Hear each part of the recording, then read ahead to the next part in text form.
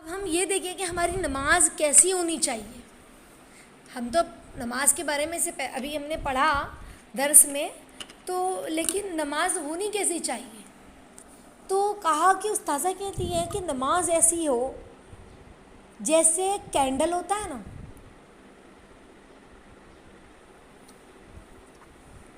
سلائی ہوتی ہے نا، کینڈل موم بتی جسے ہم کہتے ہیں، وہ بالکل سیدھی کھڑی ہوتی ہے. جو دیا ہوتا ہے کینڈل موم بتی، وہ بالکل سیدھی کھڑی ہوتی ہے نا، اور اس پر دیا جل رہا ہوتا ہے، اور آس پاس دیا کے، کینڈل کے، موم بتی کے، موم کے جو قطرات ہیں وہ نکل کے ٹپک رہے ہوتے ہیں. اسی طرح جب ہم نماز پڑھیں نا تو رب کے سامنے باادب سیدھے کھڑے رہیں. یہاں وہاں نہیں دیکھنا، ہلنا نہیں، یہاں کو جایا وہاں کو جایا، نہ نہ نہ نہ نہ، حرکت نہ کریں. دل ہمارا ایمان کے نور سے روشن ہو، جیسے وہ دیا میں بتی روشن ہے نا، ایسا ہمارا دل ایمان کے نور سے روشن ہو، اور آنکھ ہمارے رب کے سامنے آنسو بہا رہی ہو، جیسے وہ دیا سے موم ٹپک ٹپک کے گر رہا ہے نا، جل جل کے، ایسے ہماری آنکھوں سے آنسو بہہ رہے ہوں اللہ کی یاد میں. ایسی ہو ہماری نماز. دیکھیں نماز ہے کیا؟ یہ میرے نبی کا طریقہ ہے.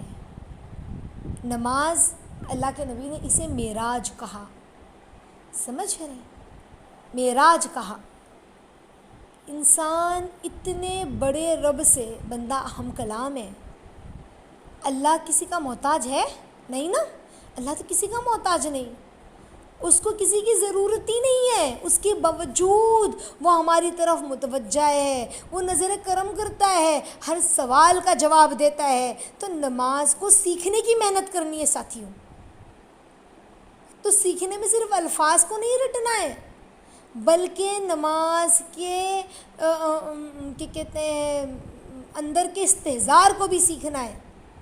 اس عمل کو ہمیں کم حیثیت نہیں سمجھنا ہے، اس کو سیکھنا ہے ہمیں. کب تک؟ جب تک کہ نماز کے ذریعے ہمیں ہمارا رب نہ مل جائے. سمجھ رہے؟ نماز کے ذریعے ہم اپنے مسائل اپنے رب سے حل نہ کروا لیں تو نماز اللہ سے ملاقات کا ذریعہ ہے، یہ سمجھ لیں. نماز کے ظاہر اور باطن کو دونوں طریقوں سے ہمیں سیکھنا ہوگا. ہم اپنے ایمان کو ٹٹولیں کہ ہمارے دل میں اللہ اور اس کے رسول کی کتنی محبت ہے. سمجھ رہے؟ نماز کا حسن جو ہے وہ ایمان کی مضبوطی سے ظاہر ہوتا ہے. جتنا ایمان مضبوط ہوگا اتنا نماز کا حسن ظاہر ہوگا. اگر کسی کا ایمان دیکھنا ہے نا ہمیں، تو اس کی نماز ہم دیکھ لے جا کے. اگر کسی کا ایمان ہمیں دیکھنا ہے تو ہم اس کی نماز دیکھ لیں. قلب جو ہے حقیقت کو جاننے کے لیے نماز کو ٹٹولیں. نماز کے ذریعے ایمان بنائیں گے، ایمان کے ذریعے نماز بنائیں گے. آ رہی ہے بات سمجھ میں؟ یعنی نماز کے ذریعے ظاہر کو بنانے کے لیے ہمیں ابتدائی محنت کیا کرنی ہے کہ نماز کا وقت آنے سے پہلے اس کا انتظار کریں. سب سے پہلے ہمیں یہ محنت کرنی ہے. سمجھ رہے؟ باوضو ہو کر، پاک صاف ہو کر اللہ کے سامنے کھڑے رہنے کے لیے ہمیں پہلے سے ہی دل کو تیار کرنا ہے. ابھی ہمیں پتہ اذان ہونے والی، ہم نے وضو بنا لیا جلدی جلدی، اچھے سے، جلدی جلدی سے مراد اچھے سے وضو بنا لیا کہ رب کے سامنے کھڑا ہونا ہے. حضرت علی رضی اللہ تعالیٰ عنہ کا حال کیا ہوتا تھا؟ جیسے ہی کان میں مؤذن کی آواز آتی تو چہرے کا رنگ بدل جاتا، ڈر کے مارے. کہا کہ تمہیں پتہ ہے؟ کسی نے پوچھا کہ آپ کے چہرے کا رنگ کیوں بدل جاتا ہے؟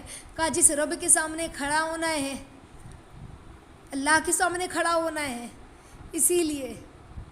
یعنی میری تو کوئی حیثیت نہیں ہے نا، میں میرے رب کے سامنے کھڑی ہونے جا رہی ہوں.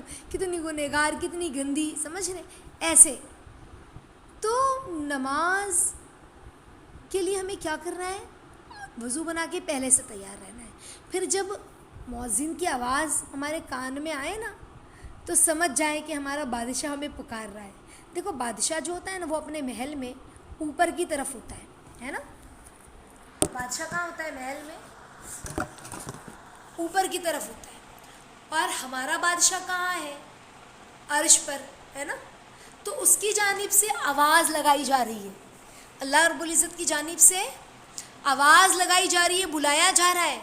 تو جب مؤذن نے پکار کر کہا نا آ جاؤ، متوجہ ہو جاؤ اللہ کی طرف،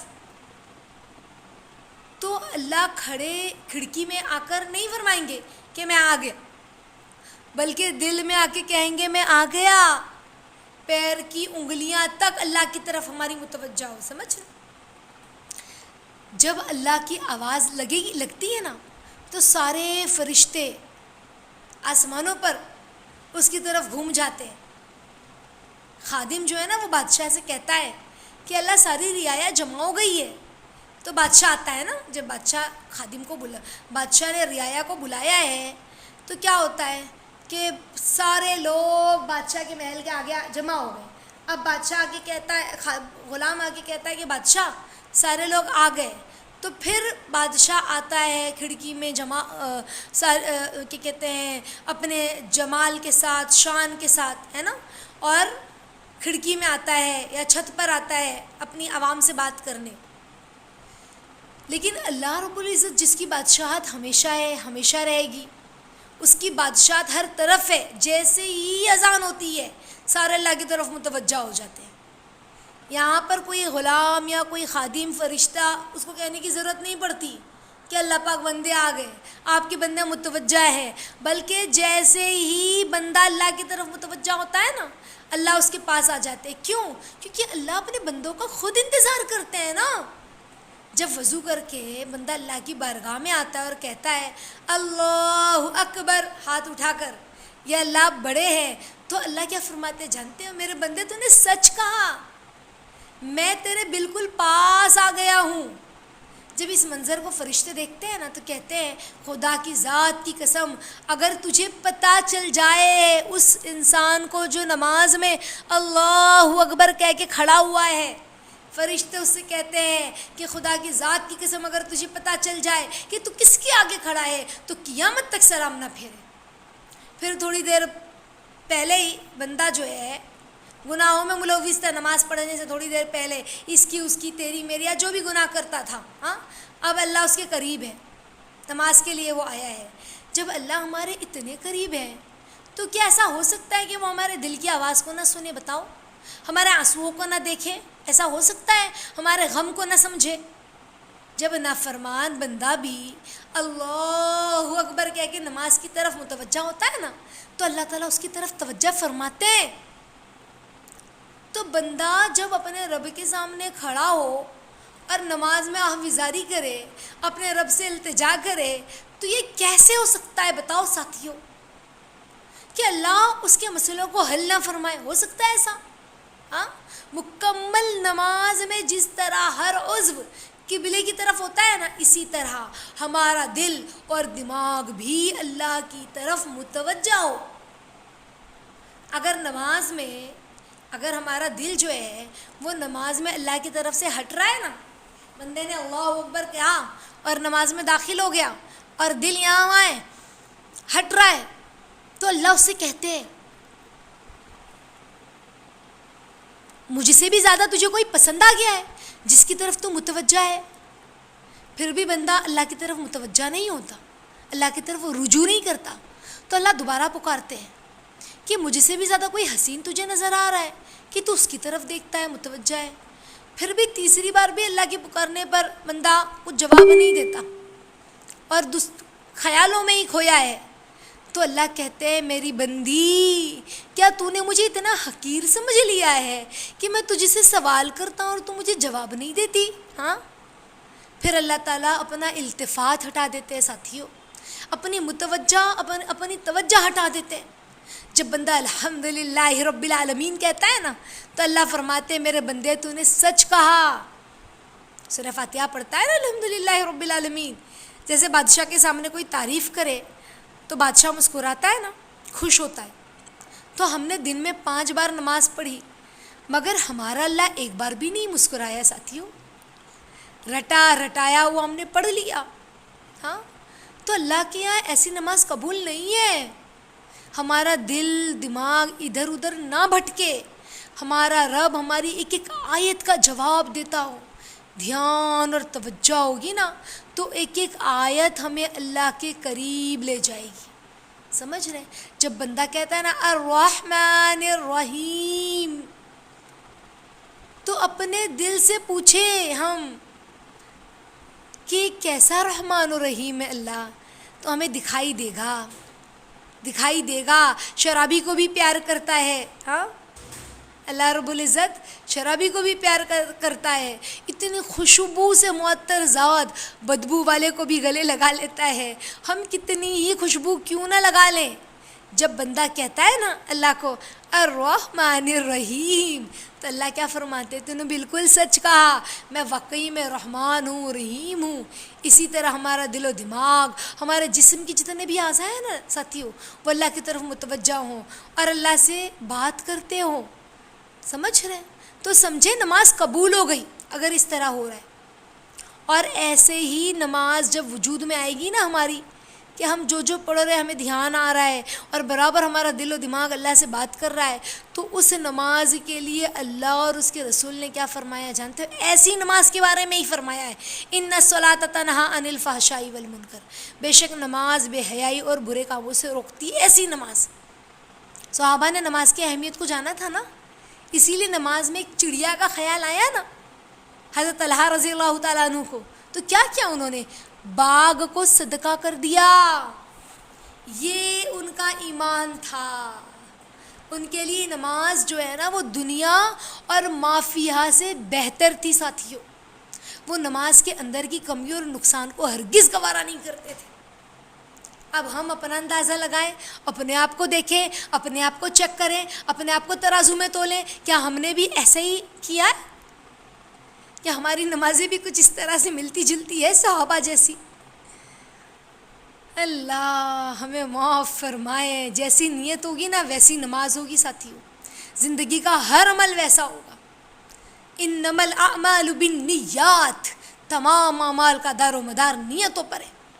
اور نماز میں نیت ہی ہو رہی ہے بغیر توجہ کے، تو اللہ کی رحمت بندے کی طرف متوجہ ہوگی. جب نماز میں نیت نہیں ہو تو متوجہ ہوگی؟ بتاؤ. تو نیت توجہ سے کریں ہم، یا اللہ آپ کے حکم پر آئی ہوں. نماز کے لیے کیسی محنت ہو، دل کی آواز یہ ہو، اے میرے رب تیری آواز پر لبیک کہتے ہوئے تیرے سامنے آ گئی میرے مولا. ایک دن سارے کام ادھورے رہ جائیں گے. اسی طرح پکارنے والا پکارے گا اور کہے گا اللہ نے تجھے بلایا ہے. تو اس کی مشق کر رہی ہوں اللہ پاک. ملک الموت آئیں گے نا، کہ ہم کہیں گے کہ روٹی بنا لوں، کپڑے طے کر دوں، بچوں کو بتا دوں سامان کہاں رکھا ہے، وراثت کی اس میں سائن کر دوں، پراپرٹی بنا دوں. کچھ کہہ سکتے ہیں ہم؟ ہاں نہیں کہہ سکتے ہیں نا. سب کام چھوڑ کر وہ لے جائیں گے. اسی طرح ہم اللہ سے کہ اللہ سب کام چھوڑ کر آئی ہوں، یہ مشق کر رہی ہوں موت کی. یہ جب مروں گی نا تب سب کچھ چھوڑ کر آپ کے پاس آنا ہوگا. آج آپ کے پکارنے والے کی پکار پر خوشی خوشی آپ کے سامنے آپ کی محبت میں آ کے کھڑی ہوئی ہوں اللہ پاک.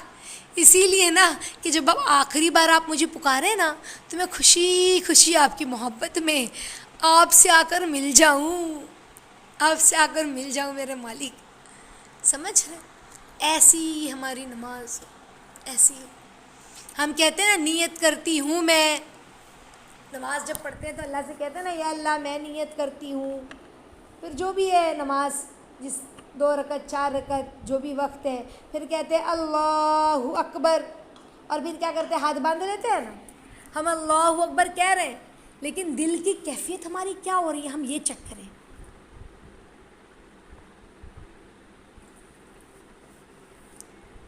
دل اور دماغ ادھر ادھر ہو تو یہ تو دل اللہ اکبر کی بڑائی سے لبریز ہوا ہے. دیکھیں اگر دل اور دماغ ادھر ادھر متوجہ ہے ہمارا تو ہماری اللہ اکبر قبول نہیں ہوگی. کیسی تکبیر آسمانوں پر پہنچے گی بتاؤ؟ جب زبان پر اللہ اکبر کی صدا ہو نا تو ہمارا دل اللہ اکبر کی بڑائی سے لبریز ہو جائے. سمجھ رہے ہیں؟ دل جو ہے وہ اللہ کی عظمت، اس کی رفعت، اس کی بڑائی سے بھر جائے ہمارا دل. اللہ اکبر، اللہ سب سے بڑے ہے. تمام بڑائیوں میں اللہ کیسے بڑے؟ اللہ اپنی ہر صفت میں کامل، ذاتی طور پر بھی اور صفاتی طور پر بھی. دیکھیں جمال میں بھی اور جلال میں بھی. اللہ جیسی خوبصورتی والا کوئی نہیں. اللہ تمام قدرت میں سب سے زیادہ خوبی والے ہیں. اللہ اپنی عزت میں سب سے بڑے، اللہ اپنی رحمت میں سب سے بڑے، اس جیسا رحمان کوئی نہیں. اللہ اپنی جباریت میں، اپنی قہاریت میں سب سے بڑے. سمجھ رہے ہیں کہ کوئی اس جیسا نہیں ہے. اللہ اکبر. اللہ اپنی طاقت میں، اپنی عزت میں، اپنی وحدانیت میں اس سے بڑا کوئی نہیں. اللہ کی طاقت کا کوئی مقابلہ نہیں کر سکتا. اتنے گنہگار دنیا میں ہیں، ان کو اتنا بڑا رب نبھا رہا ہے، اس سے زیادہ معاف کرنے والا کوئی نہیں ہے. یہ تصور کر کے اللہ اکبر کہنا ہے ہمیں. آ رہی ہے بات سمجھ میں؟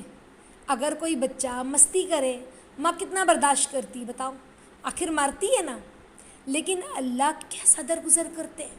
ہاں واقعی وہ کتنا بڑا غفور الرحیم ہے، کتنا کریم ہے. اپنی بڑائی میں جب تک یقین استحضار نہ آئے تب تک اللہ اکبر کہتے رہیں ہم. جب دل لبریز ہو جائے نا، اللہ کی بڑائی سے بھر جائے، تب ہاتھ ہم باندھے. جس کا یقین جتنا ہوگا نا اس کا اتنا ایمان بڑھے گا. پھر ایک اللہ اکبر کہنا نماز کو ایسا بنا دے گا نا کہ یہ نماز ہماری عرش پر پہنچے گی، سیدھا آسمانوں پر، آسمانوں کو چیرتے ہوئے آسمانوں کے اوپر. اور یہی تکبیر تو آسمانوں پر پہنچتی ہے، یہی تکبیر آسمانوں پر پہنچتی ہے. تو نماز میں اللہ کے سامنے کیسا کھڑا ہونا ہے؟ جب بچے کو ٹیچر کے سامنے کھڑا ہونا ہوتا ہے نا تو وہ کیسا ڈرتا ہے، ہاں کیسا گھبراتا ہے. جب بندہ اللہ کے سامنے کھڑا ہو تو ایسا نظر آئے کہ واقعی بندہ کھڑا ہے. سمجھ رہے ہیں؟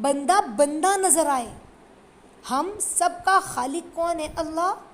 دنیا کی کوئی چیز ساتھیوں ایسی نہیں ہے جو اللہ نے نہیں بنائی. اللہ کی عظمت، اس کی بڑائی جانتے ہیں نا، لیکن اللہ کے سامنے کھڑا ہونا نہیں آیا. اس رب کے سامنے ایسے کھڑے ہوں کہ ساری دنیا کے مالدار، شرفا، بادشاہ، اونچی اونچی پوسٹ والوں کے سامنے بھی ایسی تعظیم، ایسا ادب، ایسا تواضع نظر نہ آئے جو اللہ کے سامنے کھڑے ہونے میں نظر آئے. ایسے ہم اللہ کے سامنے ہاتھ باندھ کر کھڑے ہو جائیں کہ یہ تو بادشاہوں کا بادشاہ ہے، یہ تو سرداروں کا سردار ہے، یہ تو دونوں جہاں کا رب ہے، رب العالمین ہے. ایسے کھڑے ہو جائیں.